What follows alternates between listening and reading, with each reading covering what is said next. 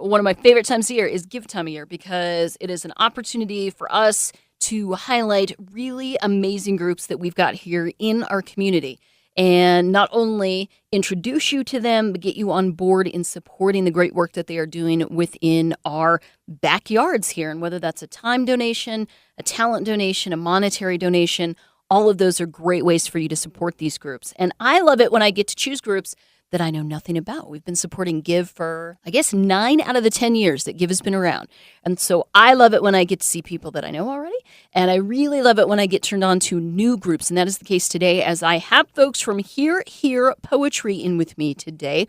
I have Andrew and Suzy. Welcome. Hi, how are you doing? I'm good. I'm well. So let's start with this. What are you guys all about? If you were to narrow it down to a nutshell, what you do, what you provide, any of that, how would you best describe it to somebody listening out there for the first time who's never heard of Hear Poetry? Hear Poetry is a nonprofit. We create inclusive and empowered community through slam poetry, and we aim to amplify the voices of marginalized people and create safe spaces that are open to all and free of censorship. So we just try to give poets and people in our community a platform to pretty much get on a soapbox and say what they need to say without anybody telling them that they can't. I love this. I love this so much. How did you guys get involved? How did this all come about? Where did somebody go, you know what? We need this and we need it now more than ever. This is going to be a long backstory, and it's probably going to That's be edited. No, that's okay. Long backstory is good. That gives everybody the meat. So I got started in poetry when I moved back into the Springs. Well, I was involved way before that, but for story's sake, when I moved back into the Springs at around 2012, I went to my first Hear event, which was a Hear There event, and it was a slam. And from there, I got more involved into this community by getting on the board when we decided to become a nonprofit. And since then, I have hosted the open mic, which aims to amplify other people's voices and give people a space to speak and say what they need to say, and also to have conversations. Because if you come in here saying something that's like something that we don't necessarily agree with, I don't think that it is right to, unless it is very dangerous, right? There's a difference between feeling uncomfortable and feeling unsafe. Right. And so if someone makes someone else feel unsafe, I have to cut you off. But if you make someone feel uncomfortable, then we have to have that conversation. And as a leader in the community, I like to think of myself as a leader in the community. I have to be available for those vulnerable, for those difficult, for those hard conversations. And so, yeah, we want to use poetry as a vehicle to both talk about difficult issues and support other people in their triumphs and in their tribulations and in their trials. So that's the way that I think of the poetry and stuff. I think that's fantastic, especially at a time when I would say most of us, no matter where you're coming from, would say that the country is probably, our country here, more divided than ever, and less conversations, more and more shouting back and forth going on. And to make that point that you just did, that there is that difference between feeling uncomfortable, which is not fun, and the not safe, which is an entirely different thing, is wonderful because getting through the uncomfortable is what gets us down to the meat and solving problems. Right. And at the end of the day, it shouldn't be about I'm right versus you're wrong, or you're right versus I'm wrong. It should be about we have a problem that we need to solve. Let's solve it. Can you run for office? Would you please just run for office? I've actually been really tempted to. But so and the reason that I have some of these things to say, I am not going to pretend like I know all this stuff on my own. I have gotten here because I've had the support of tons of other people in the community, and like the idea of feeling uncomfortable versus feeling unsafe is a huge pillar of the Brave New Voices festival that Hear takes a youth competition for the past 3 or 4 years now. So like all of these things I think are important to bring out, to give more voice into the community. And so, yeah. Well, and that's great too, because on the flip side, as you're talking about youth, there seems to be I don't even know if it's a bias, but it is a bias. But it's also this general thought that, kids today, they can't even sit through an interview without their parents there holding their hands. They can't make eye contact. They do not have the skills that we're going to need them to do for leadership. And you guys are taking these kids and doing the exact opposite, making them loud and proud and taking some of the deepest, darkest stuff and getting it right on out there. That's got to feel really good to know what an impact you're having with a ripple effect, not only with adults, but with youth as well.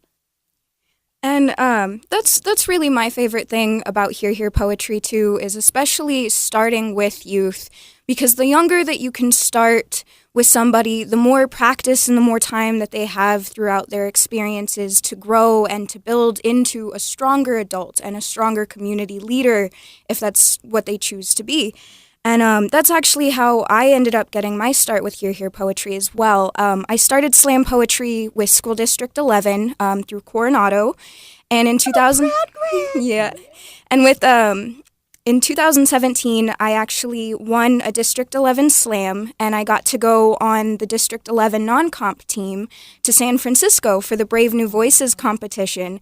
And there I met Drew, and I met one of our old board members as well, and I just really took a liking to Hear and the mission and everything that they did. And I came back the next year. I competed in the Hear slams, and I actually got first place, and I got to go on the competition team to Houston, Texas for 2018. And just being able to go 2 years in a row, it really made me realize that I have an influence, especially when it comes to my fellow youth. And that's part of my biggest goal is to, you don't want kids, so many people tell kids that you need to be quiet and you need to keep your opinions to yourself, but that is absolutely not what we are doing. We are telling kids that you can get on the stage and you can scream and yell and cuss when appropriate because you deserve to be heard and your opinions are just as powerful as any other adult in the room. So it's definitely a good way to help children grow into confidence.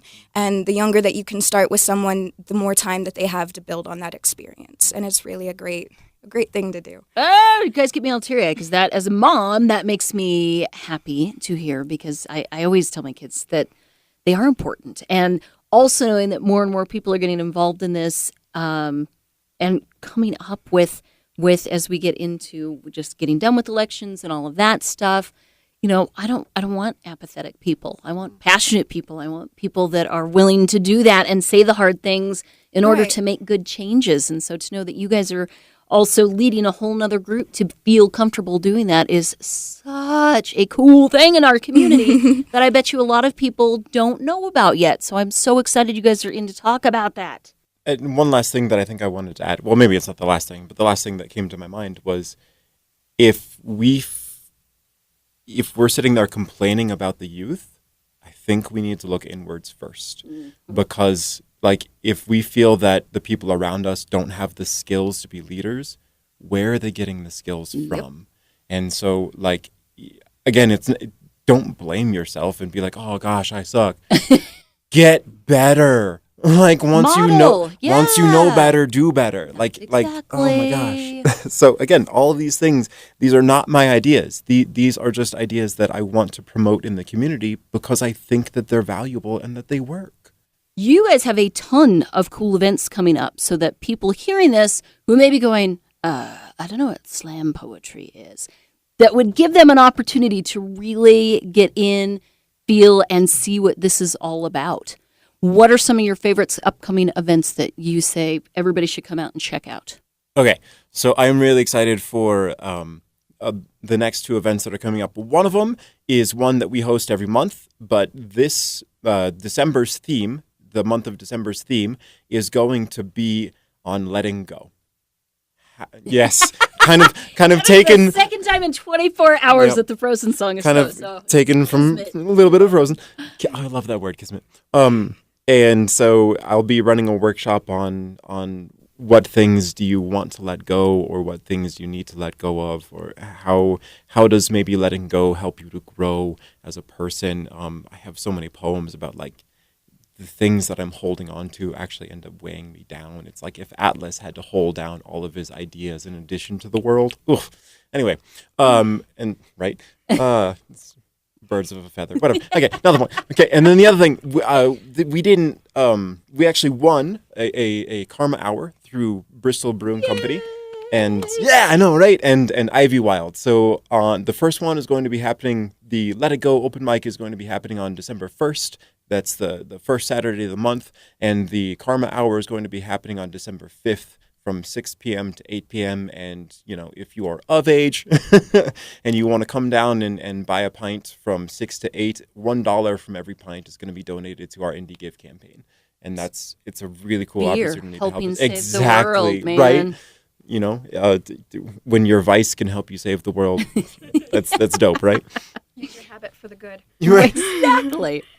Right. And then I have a youth event coming up that I have the privilege of hosting.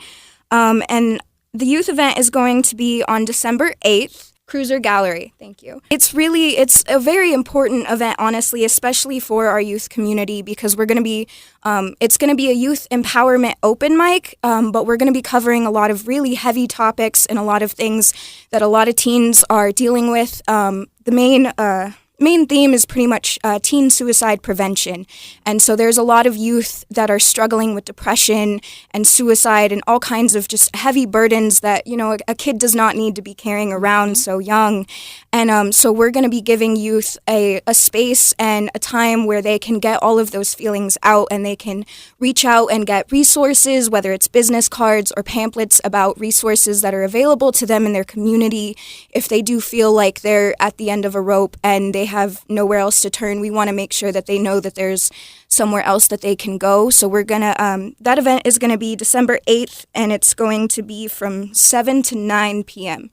If you are hearing this and you're like, this is so right up my alley and I want to donate right now, IndyGive.com/poetry is the place to go, first and foremost. But if other people are hearing this, they want to see a calendar of events, they want to get involved somehow, they want to participate somehow, where's a good place for them to go to get all the information on Hear Hear Poetry? HearHearPoetry.org online, and also our presence on Facebook of Hear Hear Poetry. If you search us up, you will see a picture with mountains and a quill pen and a microphone crossed in front of them, and that's our logo. It should be a pretty easy way to find us, but you can also go to facebook.com/hearhearpoetry.